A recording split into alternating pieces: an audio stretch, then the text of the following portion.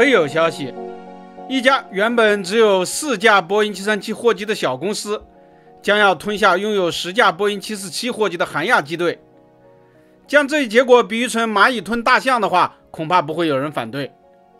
韩亚航空是世界著名的大型航空公司之一，拥有80架各型飞机，其中它的货运机队不仅有10架波音747-400货机，还有1架767-300货机。韩亚的货运机队生意非常好，早在2020年第2季度就已经摆脱了疫情的阴影，开始盈利。有人评估说，韩亚的货运机队年度营业额可以超过5000亿韩元。这么大的规模，为什么会被4架波音737给吃掉呢？这一切其实也是顺理成章，只不过情节远比景福宫的宫斗戏要更有趣。这件事起源于韩国2大航空公司的争斗，也就是大韩航空和韩亚航空。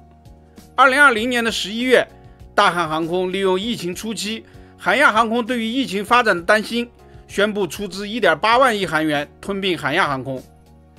大韩航空是韩国的第1大航空公司，由韩进集团拥有，它的经营水平非常高超，可以把国内机票卖到100元人民币仍然保持盈利。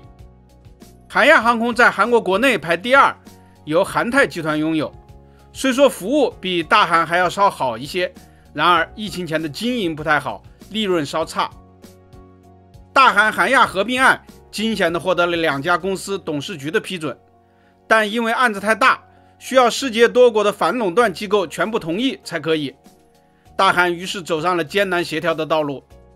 中国和一些国家早就同意了，但日本、英国、欧盟和美国提了反对意见，主要是担心影响自家消费者的利益。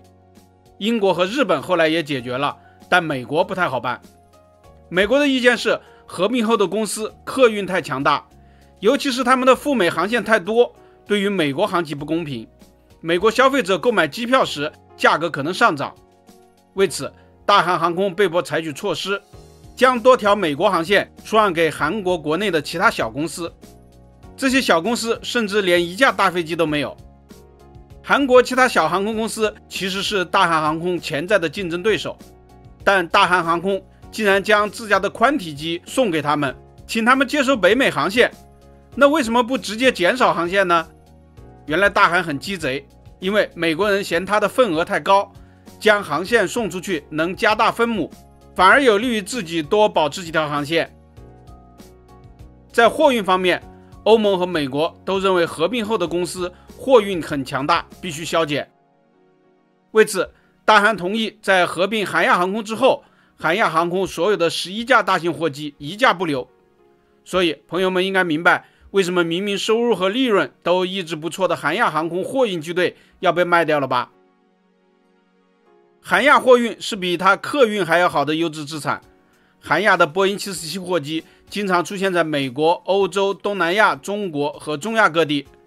因为韩国的外线型经济特别发达，在国外的工厂、超市、饭馆、酒店和学校都特别多，所以货运生意特别好。韩国多家航空公司都看中了这块意外的肥肉，纷纷出手争夺。韩国除了大韩和韩亚之外，没有规模太大的航空公司，但所有的小公司都表示对韩亚货运机队有意思。分析人士最初认为济州航空可能有戏，后来认为 Premier 最有希望，但令所有人都没想到的是，仁川货运最终占了上风。他现在排头名，不出意外的将相落乙口。仁川货运成立于2013年，直到现在也只有4架波音737-800货机，它的年收入仅为700亿韩元，为什么能上演蚂蚁吞大象，吃掉5000亿韩元的韩亚货运机队呢？原因其实也很简单，对于这种千载难逢的机会，没有哪家银行不愿意掏钱的。因此，在韩国投资伙伴公司和新汉证券等支持下，这桩明摆着捡漏的机会就被专业经营货运多年的小蚂蚁仁川航空给吃到了嘴里。估计仁川航空的股东们现在心里肯定在唱。本期咱们就聊到这里，下期见。